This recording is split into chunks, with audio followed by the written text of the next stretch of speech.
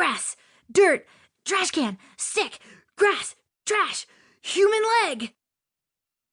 King had a lot of favorite things, and the park was home to most of them. He darted around excitedly, smelling the familiar smells, then stopped suddenly in his tracks. A leaf! Leaf! Look at this leaf! Check it out! A leaf!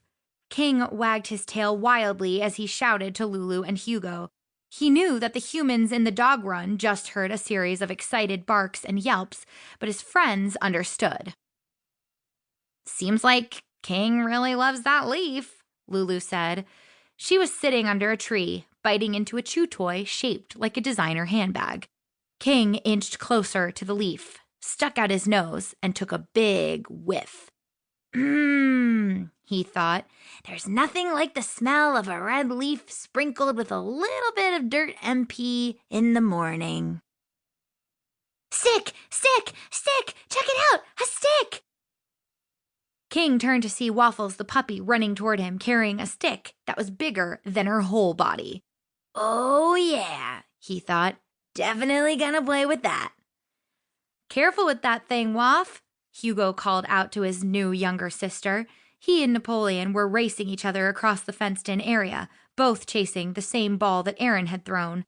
But King noticed that even while Hugo was playing, he always had a watchful eye on Waffles. I'm serious, Waffles, Hugo warned as he stopped running. You could hurt somebody with that thing. Zoe lets me play with big sticks all the time, Waffles yelped. I love Zoe as much as you do, but you have to remember that she's a 5-year-old human and I'm an 8-year-old dog, so I think I know a little bit more. Ha! You snooze, you lose, Napoleon barked, grabbing the ball and bumping Hugo with his rear end as he swiveled to sprint back to Erin. She was King's owner and his favorite human in the world. She also ran Good Dog's doggy daycare, so she was keeping an eye on all of his friends, including Cleo, his big sister, a German Shepherd mix who was diligently running laps. She was so fast that nobody could catch up with her. King and Waffles tumbled in the dirt, chewing on opposite ends of the stick.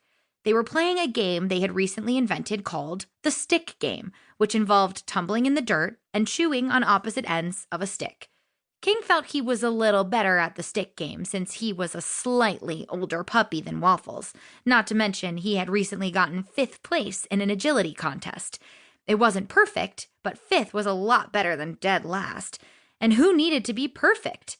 He had also been runner-up for Most Improved. King wasn't sure what runner-up meant, but assumed that he'd gotten that because he loved to run and jump. After they were done, Waffles started wrestling with Petunia, and King hopped onto the bench where Erin was sitting, plopped his head in her lap, and got some really great pets. As he looked out at the other dogs, King thought, this is just about as good as it gets.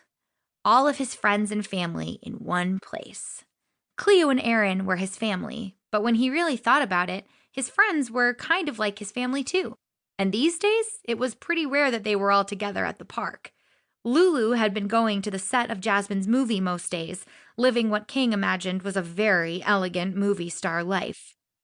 He had eaten through enough entertainment magazines to know that Hollywood seemed glamorous and fun, and that paper was delicious. He didn't know much, but he assumed a movie set probably had hundreds of entertainment magazines to eat. How come you aren't on your movie set today? He called over to Lulu. Jasmine has the day off and she had to go to some meetings, she replied, scratching her silky Yorkie ear with her manicured paw. But I think we're about to get a lot busier. Jasmine thinks she might get to be in the sequel. What's a sequel? King asked. It's sort of like another story that's even better than the first one, Lulu said. That sounds great. I love sequels, King said. Then there was a series of loud, booming barks, and the dogs turned to see that they belonged to Napoleon. Hey, lady! Hey, lady, give me some of those chips! I want chips! Napoleon was barking his demands at a woman on a bench who was eating some particularly delicious-smelling potato chips. He was staring into her eyes. Clearly, he meant business. Napoleon, Erin said sternly but kindly, Leave the nice lady alone." "He's come a long way," Cleo said to Lulu, and King turned to listen.